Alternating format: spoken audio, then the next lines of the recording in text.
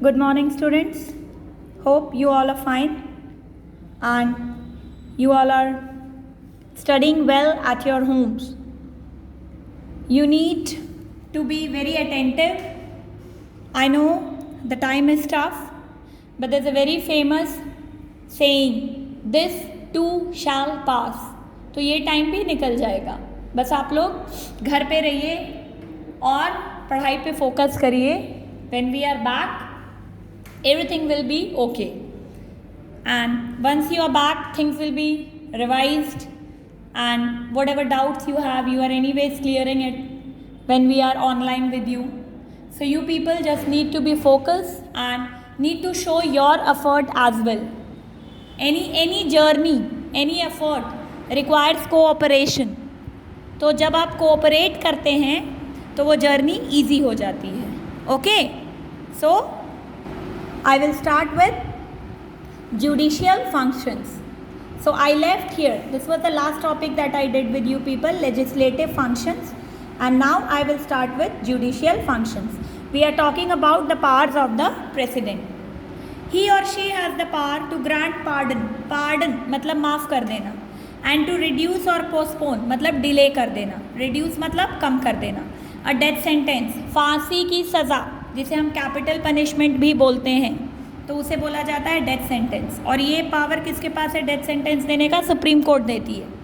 और an appeal for mercy, तो जिन लोगों को भी ये कैपिटल पनिशमेंट की सज़ा होती है, okay, there have been many people जो लोग टेरर अटैक में आते हैं या rarest of the rare case कोई बहुत ही ग्रेव ग्रॉस उन्होंने कोई ऐसा एक्ट किया होता है तो उन्हें फांसी की सज़ा सुनाई जाती है. Okay, like you must have heard about Afzal Guru, Azmal Kasab. Okay, these were the people who had inflicted terror attack on the people of our country. There were many people who were killed, mass killing. तो ऐसे जब rarest of the rare case होते हैं, इस तरह के crime में supreme court death sentence की सज़ा सुनाती है. लेकिन अगर ये लोग चाहें तो ये लोग मर्सी यानी दया याचिका, दया के लिए प्रेसिडेंट को लेटर लिख सकते हैं. अगर प्रेसिडेंट को लगता है that they need to be taken into consideration for this mercy, then he और she can also change a death sentence to life imprisonment. तो वो उनकी ये डेथ सेंटेंस को चेंज करके लाइफ इम्प्रिजनमेंट में कन्वर्ट कर देंगे. Okay, but again I have already told you the president himself और herself can not take this decision. He needs to take advice from who? The real head of the country, that is Prime Minister with his Council of Ministers. Let's talk about financial functions. Financial क्या होगा? That deals with money. जो finance से deal करता है, money से deal करता है, वो financial होता है. At the behest of the president, the annual budget is laid before the house. Okay. He or she can sanction money to the government from the contingency fund. तो president अगर चाहे, हर साल annual budget introduce होता है parliament में. Budget क्या है? Expenditure और रेवेन्यू का एक स्टेटमेंट. आपके घर में भी आपकी मम्मी जो है एक लिस्ट बनाती होगी कि इतना खर्चा हुआ और इतनी इनकम हुई, इतना इनकम है तो उसी हिसाब से खर्चा भी करना है. तो वो बजट वही है. बजट हम इसी को बोलते हैं, अ लिस्ट ऑफ इनकम, कितना पैसा सरकार के पास आया और अब उस पैसे को कहाँ कहाँ स्पेंड करना है, expenditure. That is what is budget. It is laid before the house. हर साल ये बजट इंट्रोड्यूस होता है हाउस में और फिर उसमें चर्चा चलती है. ज़रूरी नहीं है कि जितना बजट में इंट्रोड्यूस हुआ है वो सारा सैंक्शन हो जाएगा. It depends. President can sanction money to the government from the contingency fund. तो दो फंड होती हैं बहुत इंपॉर्टेंट बजट में. एक होता है कंसोलिडेटेड फंड. तो हम ये जितना भी टैक्स पे करते हैं ना, आपके पेरेंट्स जो सिटीज़न ऑफ इंडिया हैं जितना भी टैक्स पे करते हैं वो सारा जाता है कंसोलिडेटेड फंड ऑफ इंडिया में.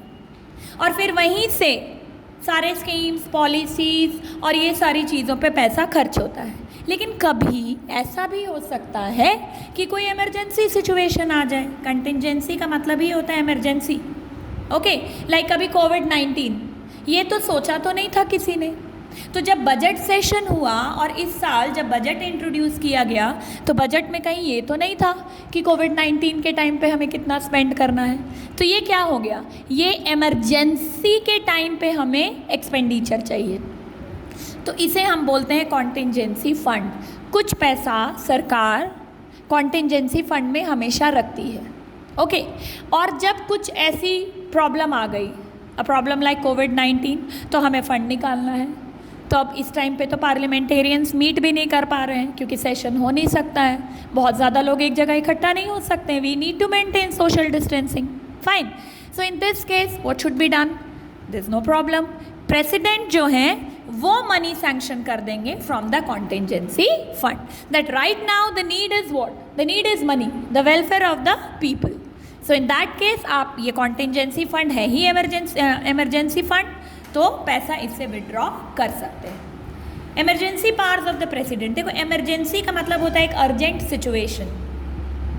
कभी कभी क्या होता है कि किसी एरिया में या कंट्री में लॉ एंड ऑर्डर का कंप्लीट ब्रेकडाउन हो सकता है because of any given reason, violence हो सकता है या गवर्नमेंट से लोग अपसेट हो सकते हैं, कोई रिलीजियस क्लैश हो सकता है, whatsoever.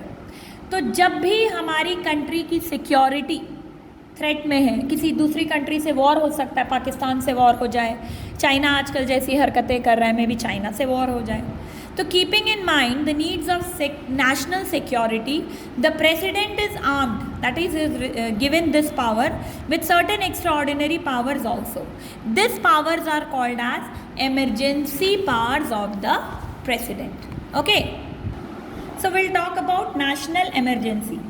If the president feels that the security of India or any part of India, okay, किसी एरिया में या पूरी कंट्री में, it is threatened by war, ये हमारा वॉर हो जाए किसी कंट्री के साथ, फॉरेन एग्रेशन, अग्रेशन मीन्स वही झगड़ा, कुछ प्रॉब्लम है, कुछ डिस्टर्बेंस है, और इंटरनल आर्म्ड रिबेलियन, हो सकता है कि किसी बाहर की कंट्री से नहीं हुआ, आपस में लोग लड़ गए, रिलीजियस ग्राउंड पे लड़ गए, गवर्नमेंट से अपसेट हैं, बहुत ज़्यादा प्रोटेस्ट कर रहे हैं, okay.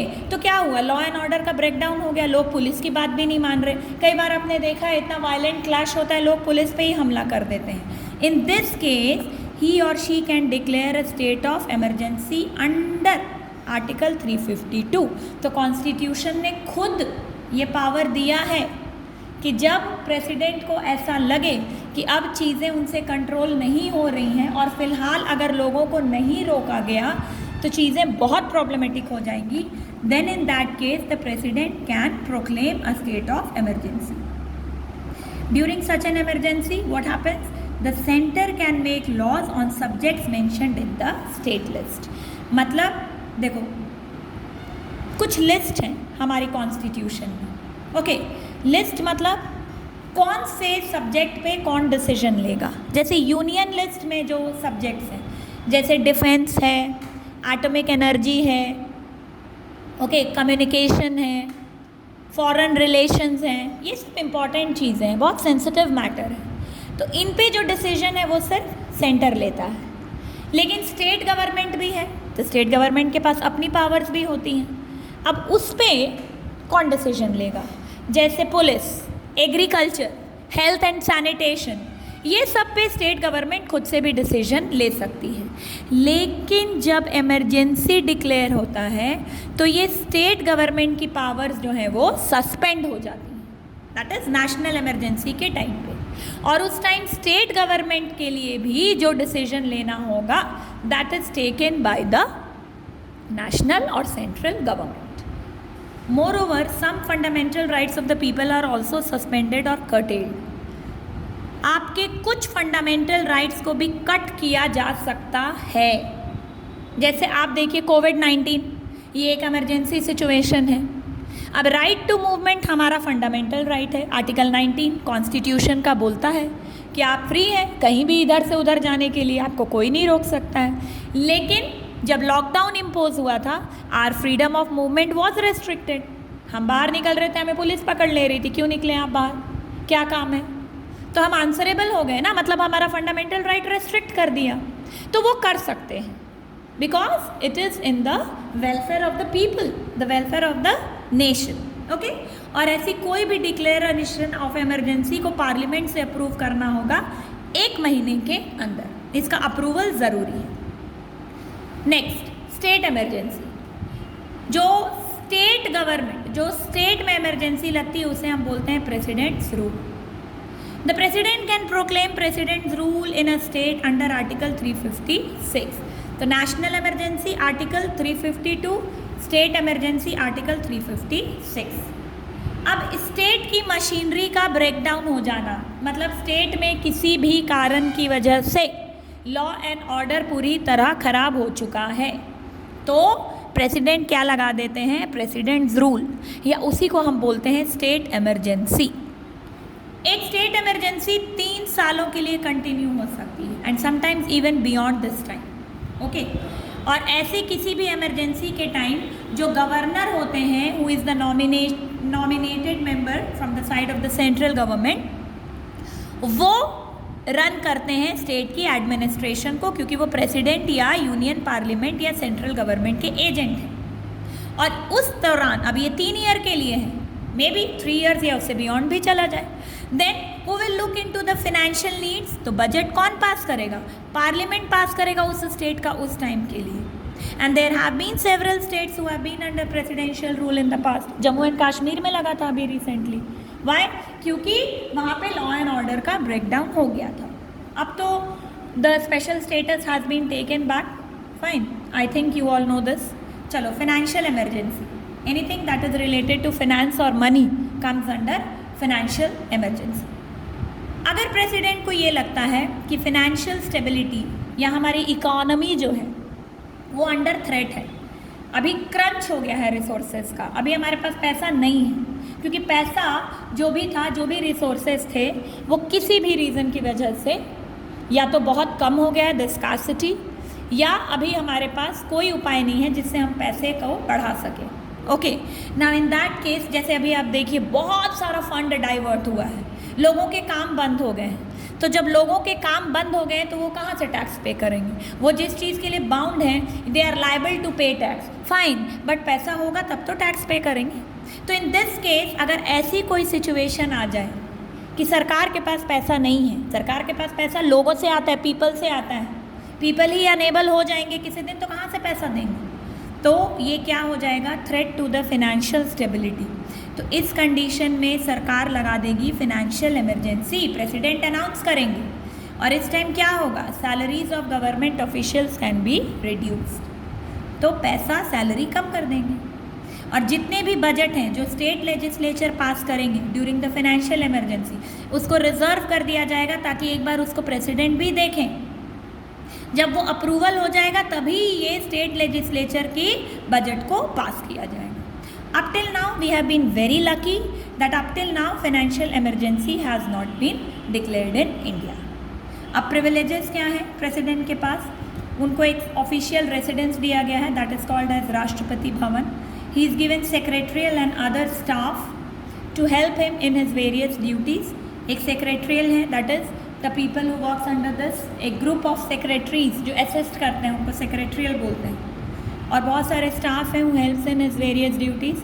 The president can not be tried in any court of India while he और she is in his office. May be उनके अगेंस्ट हम क्रिमिनल प्रोसीडिंग्स इनिशिएट नहीं कर सकते हैं, ठीक है, उनसे कोई बहुत बड़ा क्राइम हो गया, पहले उनको रिमूव कर दीजिए उनके पोस्ट से, पहले उनको इम्पीच कर दीजिए, इम्पीच करके हटाइए, उसके बाद क्रिमिनल प्रोसीडिंग्स इनिशिएट करिए। उनको आप किसी कोर्ट में नहीं लेके जा सकते, फर्स्ट सिटीजन ऑफ इंडिया है, जब तक वो प्रेसिडेंट हैं he can not be tried in any court.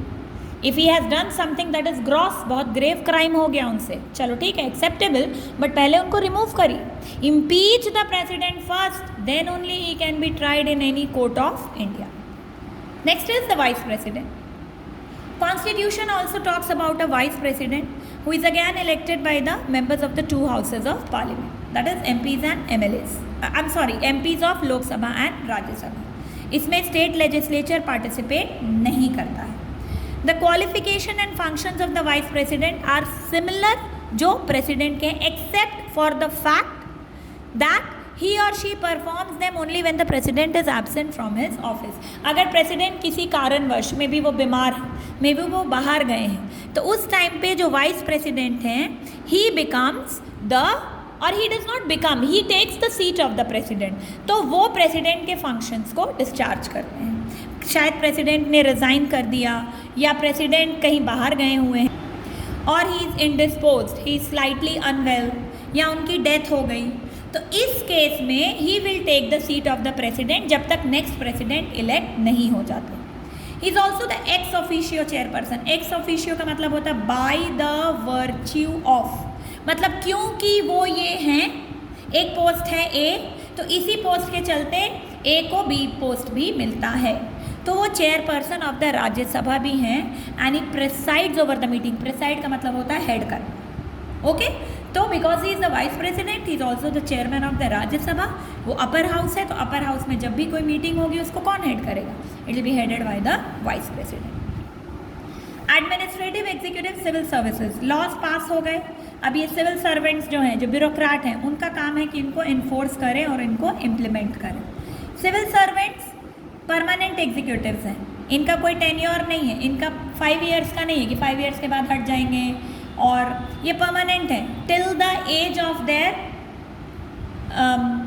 That is called as कि इनके रिटायरमेंट की एज तक, इनका एक रिटायरमेंट का एज है, तब तक ये काम करते हैं, तो इसीलिए हम इन्हें परमानेंट एग्जीक्यूटिव्स कहते हैं। Because unlike political executive that is president और वाइस प्रेसिडेंट के जैसा इनका 5 ईयर्स का टेन्योर नहीं है। ये किसी पॉलिटिकल पार्टी से बिलोंग नहीं करते हैं, क्योंकि ये इलेक्टेड नहीं है, ये सिलेक्ट होते हैं, एग्जाम देना पड़ता है। यूपीएससी सुना है, union public service commission, so they have to give that exam, they need to crack that very rigorous process of examination to become a part of administration or to become a civil servant. तो at the centre union public service commission select करते हैं, जिससे IAS, IPS, IRS बनते हैं। DC, SP, ये जो आप सुनते हैं डीसी चेंज हो गया, अभी हमारे पलामू डिस्ट्रिक्ट के डीसी जो हैं वो चेंज हो गए, okay. It is Shashi Ranjan who has become the new DC of Palamu. Shantanu Agrahari, he has been transferred. तो ये डीसी जो है वो कौन है? वो आईएएस हैं। तो इनको किसने आईएएस बनाया? इन्होंने एग्ज़ाम क्रैक किया है यूनियन पब्लिक सर्विस कमीशन का। And on the same pattern her state के भी अपने एग्ज़ाम होते हैं, जो स्टेट पब्लिक सर्विस कमीशन होते हैं, जो कॉम्पिटिटिव एग्ज़ाम हेल्ड कराते हैं। प्रोविंशियल सिविल सर्विस, प्रोविंस मतलब होता है state. These officers held key position in their respective spheres and continue to remain in service till they reach the age of retirement. इसीलिए हम इन्हें कहते हैं परमानेंट एग्जीक्यूटिव। और ये जो चेयरमैन होते हैं यूपीएससी के, जो मेंबर्स होते हैं, उनके अपॉइंटमेंट भी प्रेसिडेंट करते हैं। और स्टेट में जो स्टेट पब्लिक सर्विस कमीशन के होंगे, उनके अपॉइंटमेंट गवर्नर करेंगे। The civil servants have to be versatile, they should be jack of all. General knowledge उनको सब चीज़ की होनी चाहिए। वो किसी चीज़ में मास्टर हो या नहीं हो, वो एक्सपर्ट हो या नहीं हो, बट वो इंटेलेक्चुअल ज़रूर होने चाहिए। They should be intelligent and dedicated workers because they have to execute the policies. Honest होने चाहिए and they should not accept any gifts और donations for themselves. This is a very subjective aspect. Even if they are doing it, it needs to come into the limelight. They should be polite, cooperative and always be prepared to serve the people.